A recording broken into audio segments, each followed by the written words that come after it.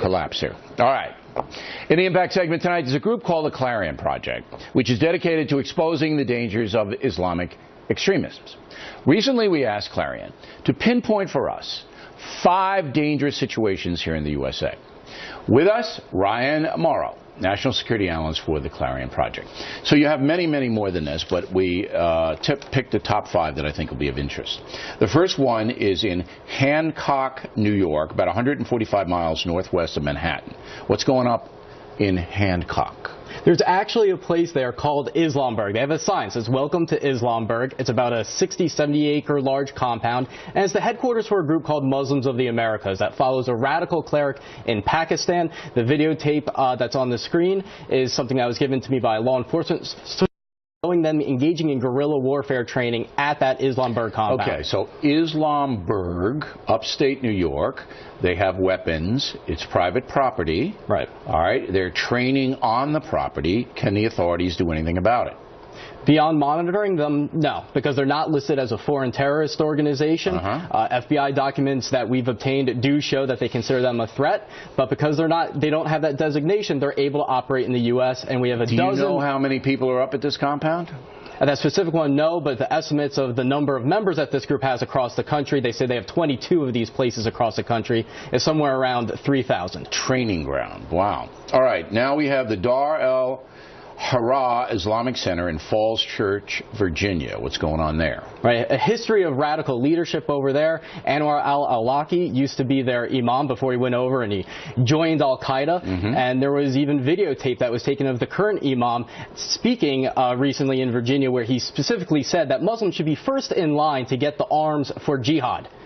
All right, so at this center in Falls Church, there's an imam there presently. Right. Who wants to get arms for the jihad. He preaches that that is a requirement upon Muslims. Wow. All right, the third one is one I mentioned last night in Brooklyn, New York, with John Stossel. It's the Masjid at-Taqwa Mosque. What's going on here? That's led by Suraj Wahaj, one of the most radical imams in the country, yet he manages to be a rock star speaking at Muslim events across the country, and even college campuses. He's going to be in Dallas this weekend in Garland, Texas for a big conference, and I brought that up to the imam we had on last night, who didn't seem to think this guy was so radical. He didn't address that. He was addressing the issue of whether he's been prosecuted, which is a whole nother thing. If you look at what he's been preaching, it's sheer anti-Americanism, turning America into a caliphate, and his mosque was even suing the NYPD because they were conducting surveillance on it. That's right, that de Blasio pulled off.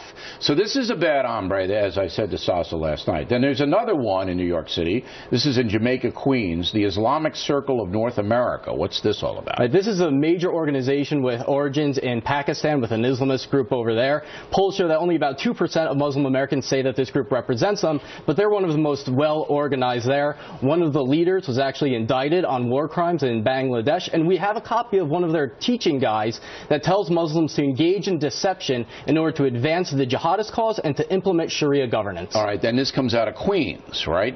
Out of this mosque. That's the headquarters. That's the headquarters. All right, and finally, and this is the most controversial one, you have CARE, the Council on American-Islamic Relations, and they've been on this program. They do a lot of media. And what are you saying, that they're a dangerous group? Yes, they are basically a political influence operation of the Muslim Brotherhood, according to the Justice Department, not according to me. They specifically listed CARE as an entity of the U.S. Muslim Brotherhood, specifically its Palestine committee that was secretly set up to advance the Hamas agenda. And the FBI wiretapped their leaders in 1993, talking about setting up CARE so that they could influence the media in their direction. Well, and that's what they do. They come out and they say, look, we're moderates and we just want to give you our point of view. But you say that they're directly tied into terrorist groups? Into the Muslim Brotherhood, yes. Which is a terrorist group. Right, and Hamas is the Palestinian wing of the Muslim Brotherhood. Okay.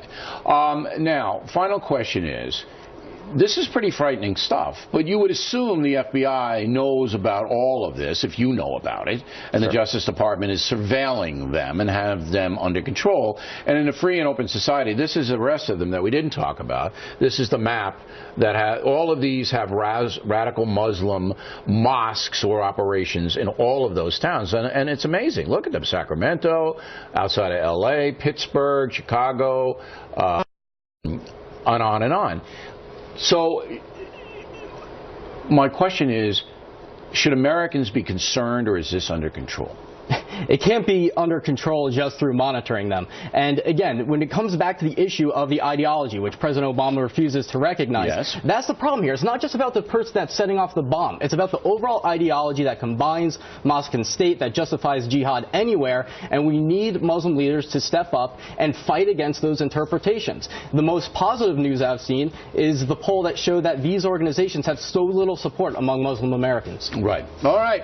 Very interesting, Mr. Moreau. Thank you for coming on. Thank you. Directly ahead, President Obama